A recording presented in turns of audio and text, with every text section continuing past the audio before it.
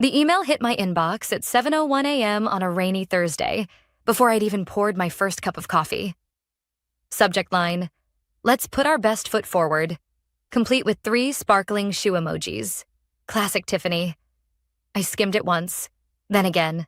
Corporate fluff disguised as policy. But there it was, buried in the second paragraph like a landmine. Effective immediately, all employees are expected to comply with revised appearance guidelines, particularly concerning textile choices deemed non-traditional. I didn't need a memo to tell me who that was aimed at. No one else in compliance wore tailored wool trousers or structured jackets with clean lines. The others floated in every morning wrapped in sagging khakis, shiny synthetic blends, or discount pencil skirts that rode up like they had a grudge. But me, I dressed like I gave a damn. And apparently, that made me dangerous. Because Tiffany, 32, HR manager, professional grudge holder in nude heels, didn't like women she couldn't control. It started months ago when she accidentally saw my salary. I'll never forget the way her smile froze when she realized I wasn't some junior analyst making entry-level crumbs. Ever since, it felt like I had a target on my back. By 10:13 a.m., Tiffany strolled by my desk, her signature cloud of vanilla body spray arriving a full second before she did.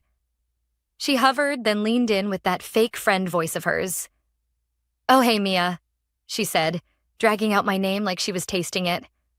"Just wanted to check in. You had a chance to review the updated dress policy?" I didn't even look up. I did. Nothing in there applies to me.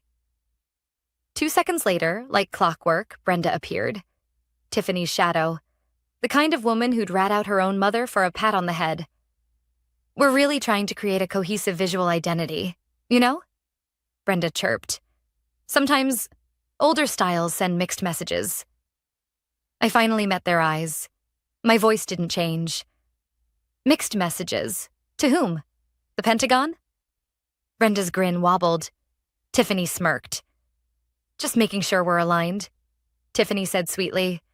"Some people don't realize when they're pushing the line." I set my coffee down. "I don't push lines. I write them. Section 12A of the Federal Compliance Manual supersedes any HR memo. I'm sure you read that.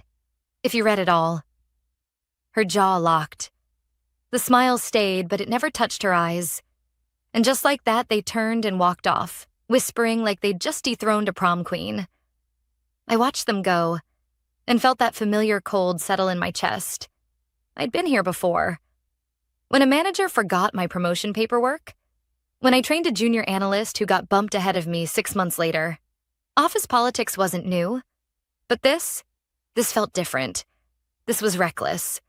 And reckless people are dangerous. At 2:04 p.m., Tiffany came back. Same perfume, same tight smile. This time, she circled my desk like a shark that had read too many LinkedIn articles about leadership energy. "Oh, wow," she said, voice syrupy and loud enough for Brenda to hear 3 desks over. "Those pants are interesting." I blinked, slow. Charcoal gray trousers, tailored. Subtle herringbones so fine it might as well have been woven by ghosts. Tiffany had apparently appointed herself fashion police of the fabric world. "I wasn't sure if you'd seen the handbook update," she went on. "Section 14B. You did read it, right?" I took a sip of my coffee. I edited it. Found 3 typos, by the way. Brenda let out a snort. Tiffany fake laughed and cocked her hip. "It's about cohesion," Brenda chirped again. "Team synergy starts with fabric integrity." I turned my chair toward them, my spine perfectly straight. "Is this a formal HR complaint?" Tiffany blinked. "Oh no, just a conversation. Woman to woman." "Good," I said, "because my contract doesn't include fake conversations about personal taste pretending to be policy." Out of the corner of my eye, I caught Mark, my supervisor, lingering in the hallway, watching. He met my eyes, and then bolted. Coward. Tiffany leaned in, dropping her voice but keeping it fake sweet. "Just making sure we're seen as reliable professionals, especially with sensitive government work coming up. We wouldn't want the wrong impression. And there it was. So she did know something was brewing. Or thought she did. I looked her dead in the eyes. The Department of Defense cares about classified data, not pinstripes. Her smile cracked. Barely, before she turned and walked off. But I knew. This wasn't about dress codes. It was about control. And control? Control came at a cost. I glanced down at my purse, where my black DSS-issued badge sat zipped inside, silent and waiting. Clearance level. Top. The kind of clearance that took 6 months of vetting, home inspections, background checks. The kind of clearance this entire $50 million contract depended on. I smiled to myself. I didn't expect the official calendar invite to hit so soon. 3:12 p.m. Subject line: HR matter. Immediate attention required. No body text. No explanation. Just a time slot. 15 minutes from now, in room 3C. I stared at the screen. For a moment, I thought about declining. But declining wasn't an option. Not in a company where we value open dialogue was corporate code for comply or else. I locked my terminal. The soft beep of my security badge felt louder than usual. And stood up. It felt like standing for my own execution. The office around me hummed with fake busyness. Eyes flicked up, then darted away. Everyone knew. They always did. I walked past the interns pretending to scroll through spreadsheets, past Mark's office door. Blinds down, lights off. Of course.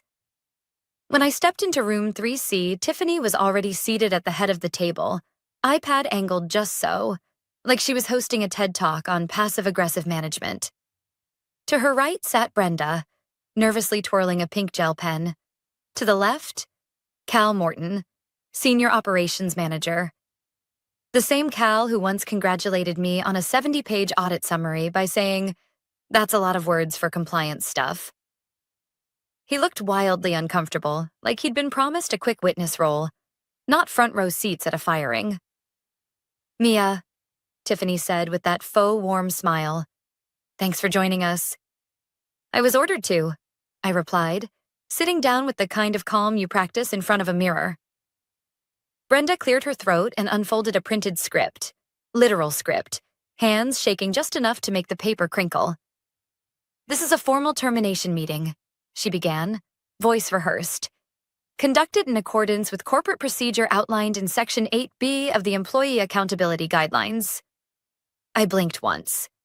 Tiffany jumped in, eyes gleaming. "Due to repeated noncompliance with the updated dress code and a pattern of insubordination, the company has no choice but to terminate your employment, effective immediately." Brenda slid a 2-page document across the table. Final notice stamped across the top in bold red letters. I scanned it. My name, employee ID, defiance. That word appeared 3 times. No mention of my clearance, no mention of performance metrics. Nothing about the 6-figure contract I'd been shepherding for months. Just buzzwords like team cohesion and cultural alignment. I felt nothing. No anger, no panic. Just a hollow vacuum where belief used to be. Belief that competence still mattered in this place. "I see," I said quietly. "So, just to be clear, I'm being terminated for dress code violations?" Tiffany nodded. "Among other behavioral concerns, yes." "Such as?" Brenda fumbled. "Tone, resistance, comments perceived as undermining leadership." Tiffany cut in, her voice low and sharp. "Let's not make this harder than it has to be." I gave a dry laugh. No humor, just air. "You already did that when you turned woven wool into a crime." Her lips pressed into a thin line. "We have standards," Tiffany said. "You have obsessions," I replied. "I have clearance." That landed like a punch. Tiffany opened her mouth, but nothing clever came out. A flicker of movement caught my eye, the glass wall behind them. On my locked terminal, a notification pulsed softly. DSS, System Check-in Overdue. Tiffany noticed it. smirked. Guess you won't be needing that anymore. I said nothing. I just stared at the blinking alert. They hadn't connected the dots. Not yet. Brenda spoke, softer now. Someone from IT will escort you out. Please collect your belongings. I stood, smooth, calm. Wouldn't want to cause a security breach, I said. Tiffany gave a tight little laugh. Let's not be dramatic, Mia. I turned toward the door, then stopped, looked back at them. You just fired the only person in this building who knows how to keep your government contract from collapsing like a dollar store tent. 3 faces, blank, uncomprehending. I smiled, slow and sharp. Enjoy your fabric integrity. The walk back to my desk felt longer than any walk I'd taken in that building. I kept my head high. I didn't slam my keyboard. I didn't send a flaming email. I just packed. They gave me one of those insultingly small cardboard boxes, the kind with barely enough space for a mug and a framed photo. Sympathy-sized. I started with the basics. The photo of my sister and me at Arches National Park. My legal pad, full of compliance notes and procurement deadlines. The small cactus I'd kept alive on my desk for 3 years, despite Brenda's overwatering attempts. I left the rest. The spreadsheets, the half-finished reports, the encrypted data logs blinking quietly on my monitor. They'd need those. And without me, they wouldn't know what any of it meant. At the bottom of my desk drawer sat my black DSS clearance badge, the one I'd earned after 6 months of vetting, background checks, and surprise home inspections. I picked it up slowly, like I was holding a live wire. It wasn't flashy, just a slim black card with a barely visible RFID chip and a number printed at the bottom. A number that unlocked federal databases they didn't even know existed. I slipped it into its protective sleeve. The one labeled Property of DSS, Do Not Discard. I zipped it into my bag, heart steady. I wasn't angry. Not yet. I stood box in hand and made my way toward the exit. First stop, marketing. No one said a word. Rachel looked up, blinked, and immediately dropped her eyes back to her screen. Jason gave a quick nod, the kind you give someone you barely know in the frozen aisle at Trader Joe's. Next, accounting. One of the interns mouthed, "I'm so sorry," eyes wide like I'd just been diagnosed with something terminal. I gave a polite, dead-eyed smile. By the time I reached my cubicle, Mark was standing there, hands stuffed in his pockets like a guilty teenager. "Hey, Mia," he stammered. "Sorry to see you go." I tilted my head. "Are you?" His mouth opened, then closed. After a beat, he gave a quick nod. "Well, good luck out there." I stared at his back as he scurried off down the hallway, straight into the warm safety of corporate cowardice. I packed the last of my things in silence. No tears, no trembling, just a slow, simmering pressure crawling up my spine. The weight of public humiliation. Not loud, not explosive. The quiet kind. The kind that settles deep in your bones and echoes with every fake. "Are you okay?" I took the elevator down alone. At the front desk, the IT guy, I think his name was Dylan, waited for me. He looked everywhere but at my face as he handed over a sealed envelope. "Final paycheck. COBRA info," he mumbled. "Lovely," I said, dropping it into the box like trash. The elevator doors opened. I stepped inside. I turned to face the lobby. I watched it shrink away, the fake plants, the fake smiles, the fake everything, until the doors slid shut. I wasn't sad. I wasn't even mad. But something inside me shifted. A cold, sharp clarity. They thought this was over. They thought they'd handled the problem. They had no idea what they'd just triggered. I was halfway across the lobby, the envelope crumpling in my box, when the glass doors swung open behind me. It wasn't a client, or an interview candidate fumbling with a resume. It was 2 people, a man and a woman, matching dark suits, clean lines, quiet, confident movements. No logos, no name tags. Just black lapel pins with a small silver ring. The unmistakable insignia of the Defense Security Service. The woman walked half a step ahead, scanning the room like she was casing it. The man flanked her, posture tight as a coiled spring. They weren't here for onboarding. I froze. I'd seen DSS agents before, during my clearance process. They didn't knock unless something had gone catastrophically wrong. They stopped at the front desk. The woman leaned in, voice low but firm. "We need to speak with Walter Phelps, head of security, and Brian Denning, your CEO, immediately." The receptionist blinked. "They're in meetings. Can I—" The man cut in. "Not a request." The receptionist fumbled for the phone like her hands had gone numb. I stayed where I was, the box heavy in my arms, my pulse suddenly loud in my ears. I didn't know what had triggered this. I didn't know how fast word had traveled. But I knew one thing. The government had noticed, and the people in that building were about to find out exactly what they'd done. I stood perfectly still, box in hand, breath shallow. I watched as the receptionist hung up the phone, her face pale, her fingers trembling slightly as she set the receiver back in place. They'll be down in just a minute," she whispered to the agents.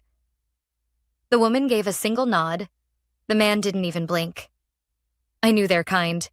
They weren't here to have a friendly chat about policy. DSS didn't do friendly chats. I shifted slightly, adjusting the strap of my purse over my shoulder. From the corner of my eye, I caught the man scanning the lobby. His gaze swept past me, lingered for half a second, then moved on.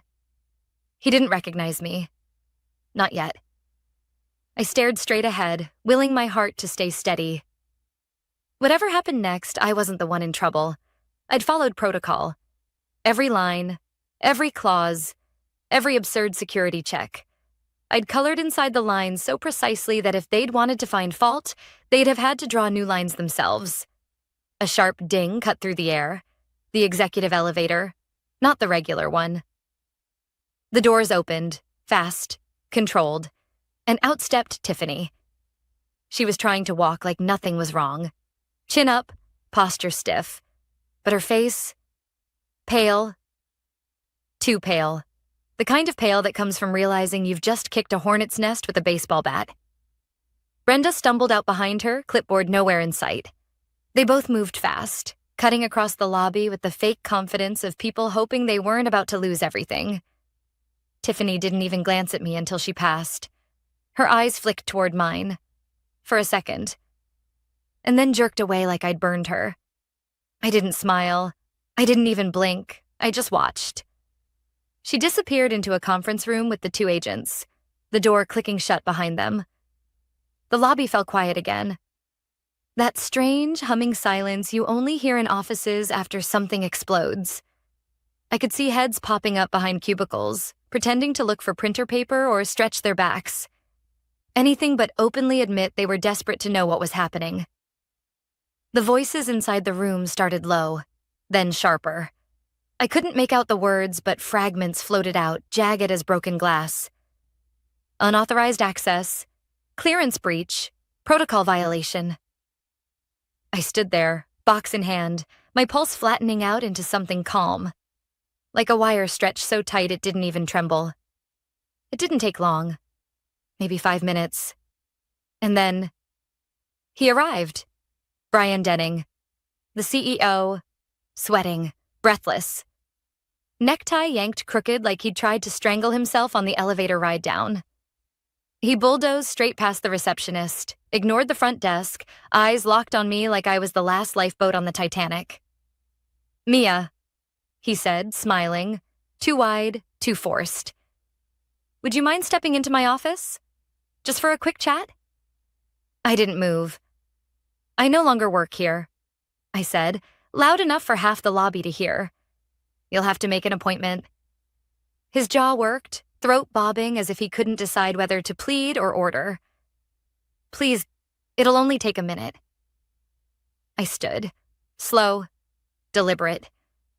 I leveled my eyes at him, that sharp edge of calm I'd been perfecting for years settling into place. I'm sure your team can handle it, I said. After all, it's just fabric, right? The color drained from his face like someone had pulled the plug. I brushed past him. No rush, no glance back, just steady steps toward the glass doors. Behind me, I heard the conference room door open again. Tiffany came out, shaking, hands clasped together like she was trying to hold herself upright. I didn't stop. I didn't even slow down. I knew the look on her face. I'd seen it before. The exact moment a person realizes they've set a fire they can't put out. She started to say something. Some breathless excuse. Some corporate speak defense. But I didn't give her the stage. I kept walking. I didn't need to see their faces. I'd already seen them. And they looked exactly like Justice. I'd barely made it 5 steps across the lobby when I heard the footsteps. Not the shuffle of interns, not the nervous tap of Brenda's kitten heels. No, these footsteps were steady, controlled. The kind of walk that didn't rush because it never had to. I turned just as the DSS agents approached. The woman, Agent Rossi, judging by the name on her lapel pin, gave me a brief nod. "Miss Reynolds?" she asked, her voice low, even. I raised an eyebrow. "Still am, unless you're here to revoke that too." The man, Agent Miller, gave the faintest hint of a smile. "We understand today's events were unexpected," he said. "We'd like a moment of your time." Behind them, I caught sight of Brian and Tiffany standing near the ficus plant, both looking like they'd been hollowed out from the inside. Brian's dress shirt clung to him with damp streaks of sweat. Tiffany's eyes were red-rimmed, her hands shaking slightly. They weren't moving. They weren't speaking. They weren't in charge anymore. I nodded once. "Of course." The agents flanked me, one on each side, but not in a way that felt hostile.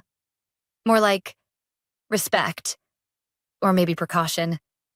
We didn't head into the conference room where Tiffany and Brian had been cornered moments before. Instead, Agent Rossi guided us toward the seating area near reception, out in the open, where the entire floor could see. A message. I wasn't being detained. I wasn't in trouble. I was the one they wanted cooperation from. Agent Miller spoke first. "We're reviewing the protocol breach related to your termination. Your clearance record is, frankly, impeccable. Your work on the Q3 classified data audit flagged attention at the federal level." I nodded, keeping my expression neutral. "I followed procedure." Rossi nodded back. "Exactly. Which is why we're hoping you'll assist with the next phase of the project. The contract still stands. The contractor, however..." She let the words trail off, glancing toward Brian, who now looked like a man watching his own career slip through his fingers. Brian took a slow step forward, his voice trembling with that special blend of desperation and corporate panic.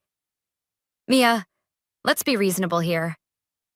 I looked at him, dead on. "Reasonable?" He rushed in, words tripping over each other. "Obviously, mistakes were made. On both sides. I want to formally offer you your position back." I didn't move.